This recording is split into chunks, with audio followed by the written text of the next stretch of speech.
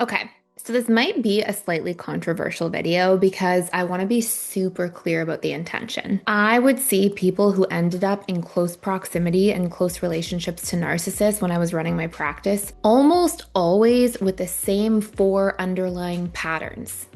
And until these patterns were corrected internally and actually rewired, what I would see take place over and over again is that people would end up going back into relationships with a new narcissist, whether it was a new best friend or a new partner or somebody else they were dating, even after leaving an old relationship with a narcissist. So in today's video, I want to break down what exactly those four patterns are. They may really surprise you, and exactly how you can rewire these things in the relationship to yourself first by targeting neuroplasticity in the subconscious mind in order to make sure you have real immunity to narcissists going forward. So, for a period of time, when I was working with a lot of people on their attachment styles and their relationships, I would also see a lot of women and men who came out of relationships with a narcissist. And oftentimes, these were longer term relationships. Okay, so these would be somebody who was married to a narcissist for 10 years, for 20 years, sometimes for 30, 40 years. And they would come to me sort of in this like post relationship identity crisis, going, okay, what is going on here? Like, I'm just trying to find who I am again. I'm trying to leave this relationship and stay away from going back to this person. And oftentimes they didn't trust themselves to actually stay away for the long haul. In fact, they often were scared that they themselves would just end up going back to the narcissist. And there's really good reasons as to why this happens. But there's actually something that you can remedy at a subconscious level. And by changing these things, it is actually immunity to the narcissist going forward, to any type of narcissist going forward. And it will truly change the way you see these dynamics. But in order to first get to these four major things, you have to understand a couple of crucial principles. And honestly, I think this will change the way you look at relationships. So here's the first thing. Your conscious mind is responsible for roughly 3 to 5% of all of your beliefs, thoughts, emotions, and actions on a daily basis. Okay, so your conscious mind is like your logical thinking self, the part of you that analyzes things, the part of you kind of identifies your sense of self. Your subconscious mind is your habituated self. Okay, and your subconscious mind is responsible for 95 to 97% of all of your beliefs, thoughts, emotions, actions. So these are the daily decisions you make. These are the patterns and habits of thought that you have and the types of routines you engage in. These are all subconscious, okay? And I want to give you just a clear example of this. For anybody who has like a subconscious belief about themselves that I am not good enough, for example, if you really take a very obvious look at the situation, you never go through life being like, I'm going to tell myself I'm not good enough all day and see how I feel. No, these are subconscious attachment wounds that come from earlier times, often in childhood. And because we get conditioned with something and it gets habituated into us, we end up then having these autopilot thoughts and autopilot feelings, and we re-engage in these same types of habits and patterns across time. And so you'll tell yourself the same old story that I'm not good enough, or, I'm trapped, or I'm going to be abandoned or betrayed. We tell ourselves these same old stories because they actually come from a long time ago, often in our childhood, in regards to our attachment wounds, these ideas that we develop about ourselves because of painful events that we go through that we can't properly emotionally process. Okay. So whenever we can't process something, we store it and we project it back out onto the world. And I just want to give you a really clear example before I tell you these four things, because I promise this will come full circle, okay? So if you walk into the woods and you see a bear and you run away and you're safe, but then you have to go back into the woods the next day, what happens? Well, first of all, you don't remember the beautiful tree next to the bear. You remember the bear and its teeth. And second of all, you go back into the woods and you're waiting for the bear to pop out at you, right? You are like looking every time you hear the breeze or the trees rustle or anything, you're like, oh my gosh, the bear. And this is because our subconscious mind stores an experience that feels threatening or painful, and then it reprojects it out to keep us safe. Okay. And in the case of a bear, it does, right? But in the case of like having a wound from childhood, like believing you're not good enough and then constantly reprojecting that back out onto your adult life, like, oh, I'm not good enough, so I shouldn't try to interview for that job or try to start that business or go after that person I'm interested in and ask them out on a date. Like if you, have that, it might actually do you a disservice. The second part of this is that, and this is the last major principle I want you to understand before we really get in, and I promise it's going to come full circle. But the second part of this is that you remember the bear and its teeth. You don't remember the beautiful tree next to the bear. In other words, we hold on to negative experiences more than positive ones so that we can store them and protect ourselves from them. And we tend to remember them a little bit more vividly. It goes back into the idea that we are kind of more wired to avoid pain for safety than we are to seek pleasure. So, if you dial this in, okay, how does this relate to how you can actually repel a narcissist? Well, unfortunately, and this is where it can get like a little controversial, so I have to be super clear here. Unfortunately, every person pretty much that I ever saw that was in a relationship with a narcissist, they had their own conditioning at a subconscious level first that made them a match to the narcissist. And I'm gonna tell you why, okay? Now, this is not me blaming the person who dated the narcissist. Absolutely not. But they usually had some really unfortunate experiences earlier on in childhood that made their alarm bells not go off. And guess what the narcissist does? They manipulate you. They are critical to you and put you down. They make you empathize almost exclusively with them, and they violate your own boundaries. And so here it comes full circle. Every time I would see somebody in a relationship with a narcissist leaving that relationship, trying to stay away, they almost always did these four things. Number one, they manipulated themselves to please others. They were like a chameleon, kind of trying to be what they thought somebody wanted them to be. Even if they were tough and strong and a little bit, feisty of a personality, they would, at the end of the day, change themselves to be what they thought people needed from them. Okay. So they had a lot of this like high pressure and expectation on themselves in that space. Okay. So number one, they would manipulate themselves to please others or to impress others. Number two, they were very self-critical. Okay. So usually a lot of people, before they would date the narcissist, they were mean to themselves in their internal dialogue. Okay. So they would beat themselves up. They would put themselves down. They would be really harsh on themselves. Again, kind of going hand in hand with these like extremely high standards. Number three, they would empathize so much with other people that they forgot that their own feelings existed. In other words, they were so busy dealing with how people felt outside of them that they weren't super aware of like what they were feeling internally. And this is again going to come full circle in a minute. Number four, they constantly violated their own boundaries as well. So they wouldn't like say, no to people. They would maybe make their boundaries a little more permeable. Again, sort of out of people pleasing or out of these extreme standards they had for themselves. So here's what's really important, and here's where this comes around. Remember earlier I said your subconscious mind is responsible for 95 to 97% of your beliefs, thoughts, emotions, actions? Well, your subconscious mind also wants to maintain its comfort zone because it associates what's familiar with what's safe and thus what will most likely keep you surviving. So if you were treated, okay, in a way as a child where you were manipulated, people were critical to you, people made you really empathize with them, and there wasn't really room for your own feelings or needs to consistently exist, and if your boundaries were violated growing up, that conditions you to become that in the relationship to self. You manipulate yourself to please others because you were sometimes manipulated and had a lot of pressure and expectation on you growing up.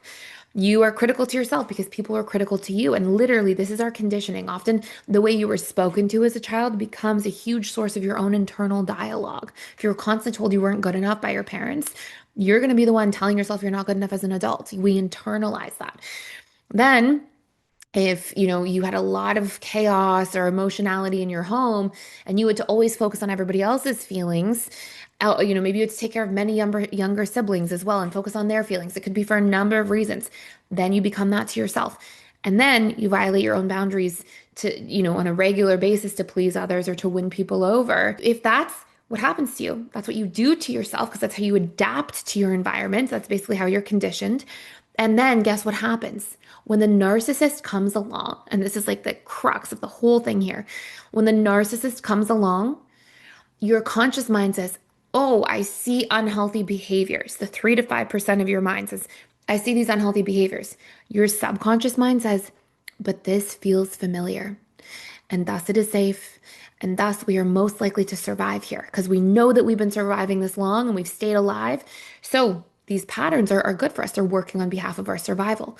And so what you'll see is consciously we'll be like, wait, that's a big red flag. Wait, that's not okay. Wait, that person shouldn't talk to me this way. That's not appropriate. But subconsciously, you'll keep feeling pulled to go back and you will. And so this is one of the most important things, okay? Is that if we want to break free and actually be the repellent for the narcissist, we have to be able to rewire these habits in the relationship to ourselves, okay? And until we do that with ourselves, we are on a trajectory towards often ending back up in relationships with other narcissists. Because again, your subconscious mind will say, ooh, the butterflies, this is so familiar. It feels so safe. And there's something about this that I just love so much.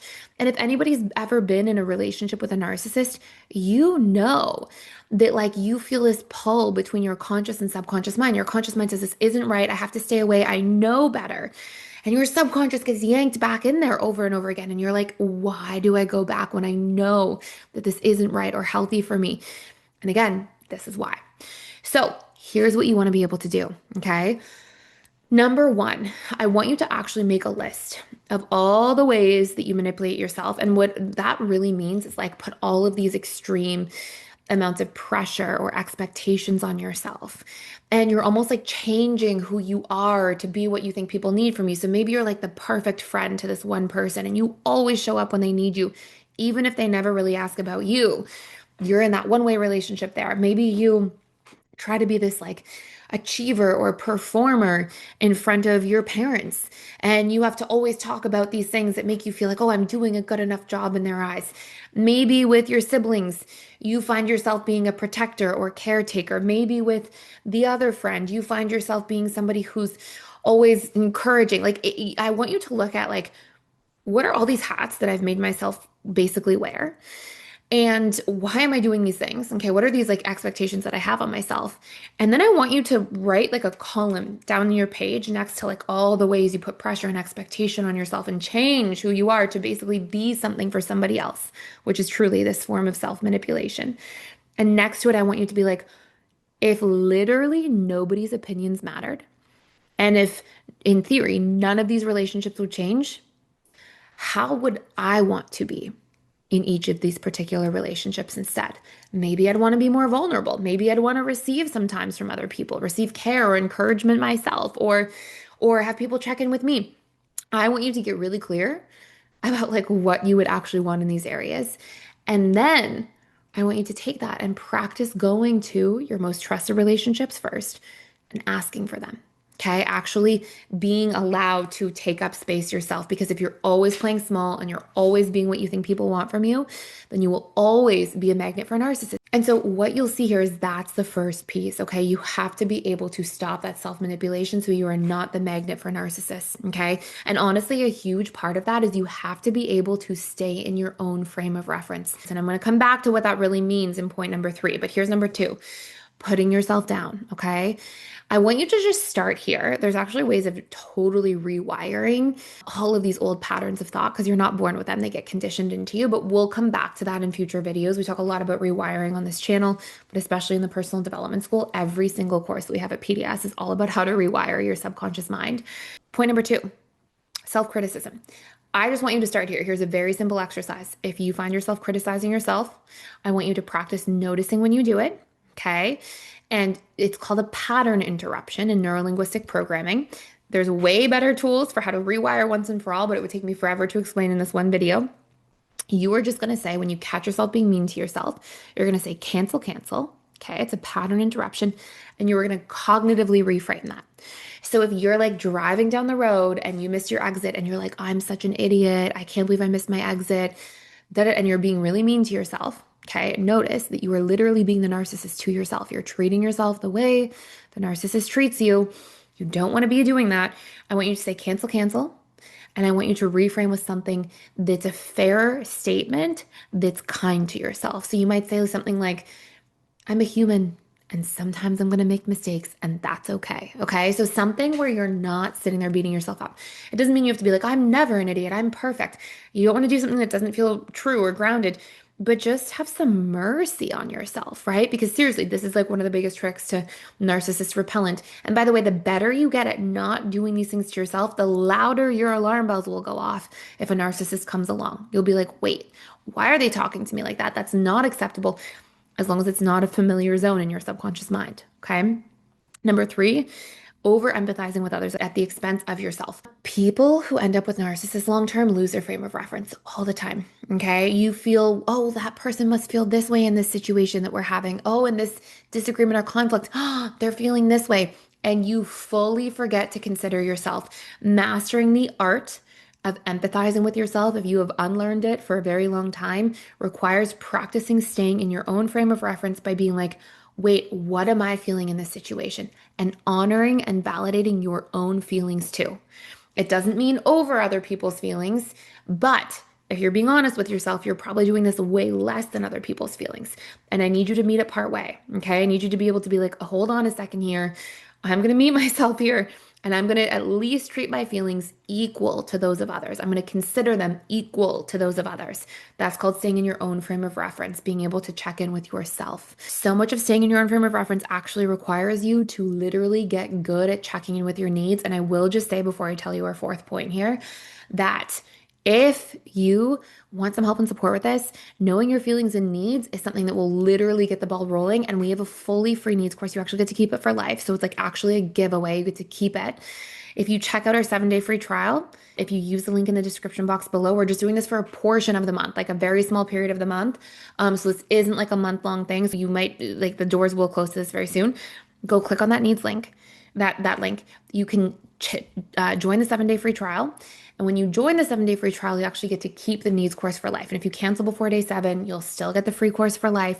And it's all about like noticing your needs and what they are and like how to reconnect to yourself. Because trust me, a lot of people in relationships with narcissists, they are constantly in an identity crisis.